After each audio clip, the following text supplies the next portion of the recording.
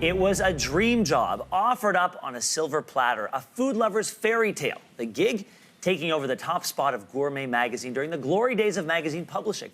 So when Ruth Reichl was faced with the opportunity, one that came with 6 times the salary she was making at the time, she immediately said what any reasonable person would say in the same position: no thanks. That no soon turned into a yes, and Reichl soon found herself transforming the magazine she'd been reading since she was 8 years old.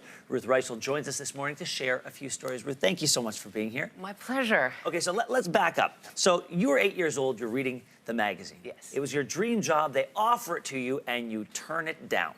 I mean, I loved that magazine, and I really wanted them to make it younger, hipper, more interesting, and I didn't think I was the one to do it. I was a writer, I wasn't an editor.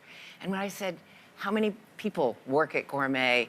And they sort of said, oh, 65 or 70. And I said, you expect me to tell 70 people what to do? I don't think so. So you were there during what's the halcyon days of publishing, and at one point you described being offered a driver, a car, a clothing allowance, your own hairdresser, trips to Paris, Dom Perignon. What was it really like? It was really like, I mean, it was luxurious and elegant? The only thing I can compare it to was sort of like the court of Versailles under Louis XIV. I mean, complete with courtiers who loathed each other, ludicrous excess. But there was also really amazing parts about it, which was they said to me, you can do anything you want with the magazine and we'll give you the resources. And I thought, oh, they're not going to do that. They did do that. They did. They did do that. And now something really important happened. You had 8 kitchens at Gourmet, and then 9/11 happened, and you used those kitchens to feed first responders. And you wrote something. You said, in the rubble of the World Trade Center, I'd suddenly understood the true meaning of food. What did you learn? We went down there, and you can't imagine. This was like the day after. You can't imagine what it was like walking in with, with these big trays of chili that we were taking in.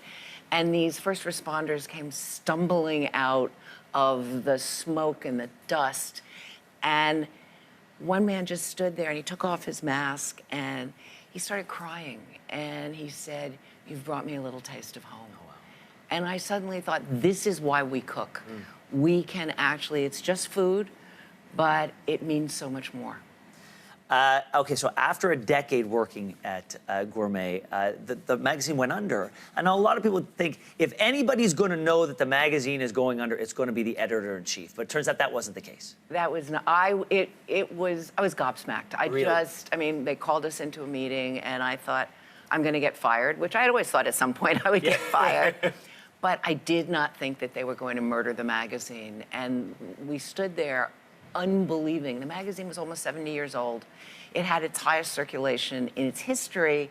And suddenly they're saying, goodbye, you have to be out of here tomorrow. I want to get your thoughts on a few other things before we wrap things up. Everybody seems to be a food critic these days. Yes. Everybody's got a phone. Everybody's taking pictures of their food. What do you make of this trend of influencers, especially in the world of food? I kind of love it. Yeah. Because it used to be there were a few voices that said, go eat at this restaurant. We all went marching off to eat at that restaurant. Now, you sort of have to make up your own mind. You look at social media, and you know that some of these people are the brothers of the restaurateurs, and some of them are the rivals, and you have to pretty much decide for yourself. So I think it's made us all smarter. Speaking of social media, I can't let you go without talking a little bit of Canadiana. You were in Calgary. You tried poutine, and I would love to know your thoughts on poutine. Well, I love poutine, but I went to school in Montreal, so it was not new to me. Oh, there you go. Yeah. Oh, fantastic. So I've been eating and loving poutine. And the secret is out now. For the longest time, it was in Quebec, and that was it. Now it's everywhere. Now it's everywhere because who wouldn't love all that grease and fat and deliciousness? Ruth, thank you so much for being here. We appreciate it. Really, my pleasure. And I hope you eat well while you're here in Toronto. How can you not? The book is called Save Me the Plums. Thank you so much.